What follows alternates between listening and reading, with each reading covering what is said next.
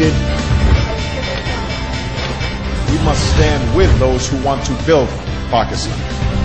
We will succeed in our fight against terrorism.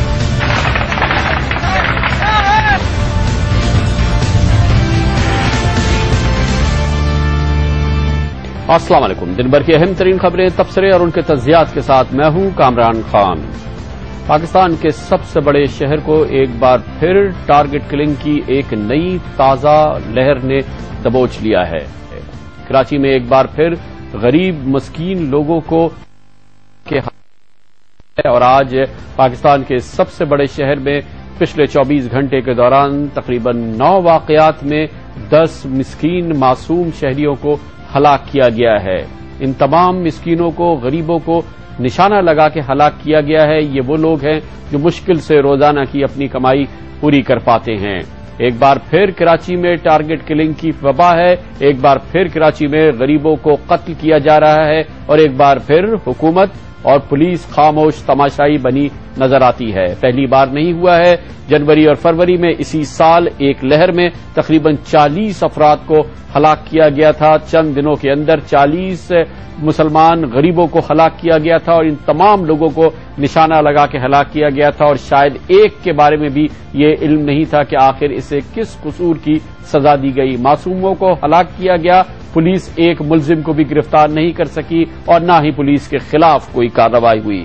فروری سے لے کے اب تک مزید 50 لوگوں کو ہلاک کیا گیا ہے۔ اس سال ٹارگٹ میں 90 لوگ ہلاک ہو چکے ہیں، 90 معصومین کا قتل ہو چکا ہے۔ گزشتہ سال یعنی سن 2009 میں کراچی میں 425 افراد کو ٹارگٹ کلنگ کا نشانہ بنایا گیا تھا، 425 افراد کو ہلاک کیا گیا تھا، نشانہ لگا کے قتل کیا گیا تھا اور ان میں سے بھی نہیں پتا چل رہا تھا کہ ان کو کس بات کی سزا دی جا رہی ہے۔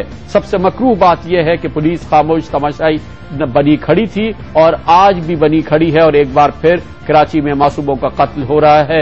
حکومت جنبش کرتی نظر نہیں آ رہی اور حکومت ایک بار پھر شاید اجازت دے رہی ہے کہ جتنے معصوم قتل ہو سکتے ہیں ہو جائیں۔ پچھلے 24 گھنٹے میں ایسا لگا کہ قاتلوں کو مکمل آزادی ہے، وہ شہر میں مختلف علاقوں میں گھوم رہے ہیں اور پچھلے 24 گھنٹے کے دوران 9 واقعات میں 10 لوگوں کو ہلاک کیا جا چکا ہے جبکہ تقریباً 1 درجن لوگ زخمی ہیں۔ یہ تمام کے تمام لوگ ایسے ہیں جو مشکل سے اپنا روزگار پورا کر پاتے ہیں یا جو اپنی فیملیز کے واحد ذریعے ہیں روزگار کے۔ آج کی صورتحال پر بات کرنے کے لیے جائیں گے ہم اپنے اسٹوڈیوز میں، نیوز روم میں، جہاں پر ہمارے ساتھ موجود ہیں جی نیوز کے سینئر کارسپونڈنٹ طلحہ ہاشمی۔ بہت شکریہ طلحہ ہاشمی صاحب۔ فرمائیے گا کہ یہ تازہ ترین وبا، ایک نئی لہر، یہ کس طرح سے شروع ہوئی اور کیا پیٹرن رہا ہے پچھلے 24 گھنٹے کے دوران؟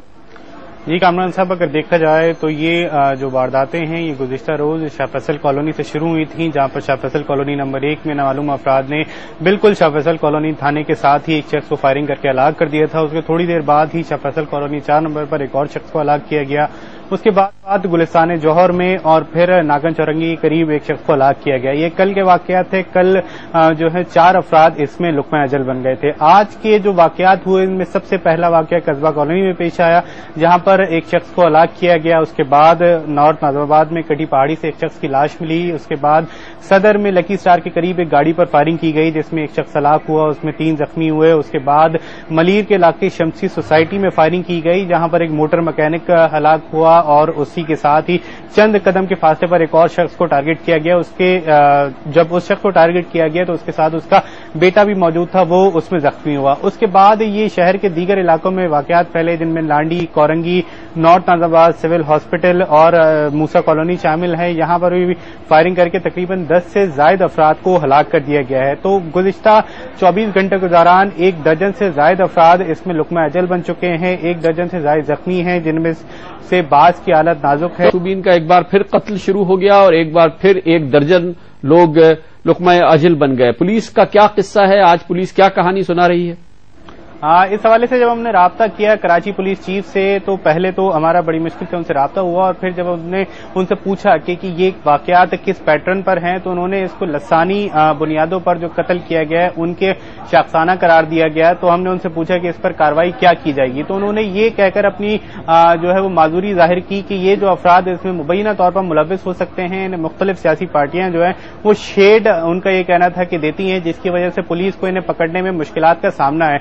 लेकिन ये उनके बयान की नफी है। गुज़िश्ता दिनों कराची में जो टारगेट किलिंग के वाकयात हुए थे उसमें आईजी सिंध ने एक कमेटी कॉन्स्टिट्यूट की थी जिसमें डीआईजी स्पेशल ब्रांच समेत दीगर अफसरान शामिल थे, और उस इंक्वायरी कमेटी में ये बात सामने आई थी कि जो टारगेट किलिंग्स हुई हैं उनमें जो अफराद मुलव्विस हैं उनका ताल्लुक लैंड माफिया, ड्रग्स माफिया और दीगर जो क्रिमिनल्स हैं उस ग्रुप से है। बहुत बहुत शुक्रिया तला हाशमी। सिंध पुलिस के सरबराह कहते हैं कि कराची में टारगेट किलिंग में मुलव्विस है land mafia, drug mafia. Karachi police के सरबराह अजीब बयान देते हैं कि इन्हें सियासी जमातों की पनाह हासिल है, करता कोई कुछ नहीं है, इल्जामात और इल्जामात।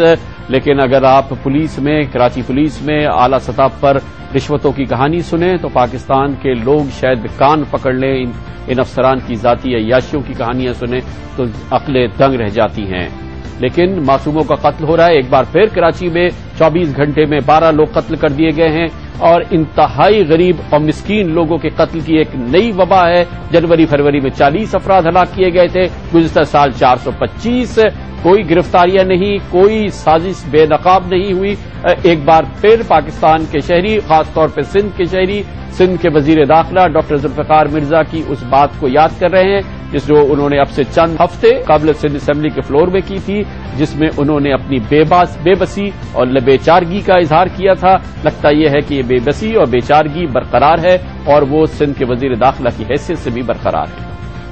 मैं ये एडमिट करता हूं कि लॉ एंड ऑर्डर सिंध का जो आज खराब है वो मेरी वजह से है, मैं जिम्मेदारी उसकी लेता हूं। लेकिन मैं इसकी वजह क्यों बना? काश के विदाउट रिकंसिलिएशन पॉलिसी हमें मौका दिया जाता, या हमें मौका मिलता 3 महीने का, मैं आपको हर चौराहे पे एक एक बदमाश पॉलिटिशियन पोल पे टांग के देता। एक एक बदमाश पॉलिटिशियन पोल पे टांग के देता। फरवरी में कहा था डॉक्टर जुल्फिकार मिर्जा ने, मई आ गई है, ना बदमाश पोल पे टंगा, पॉलिटिशियन तो क्या ही टंगता। हमारा ब्रेक और उसके बाद हम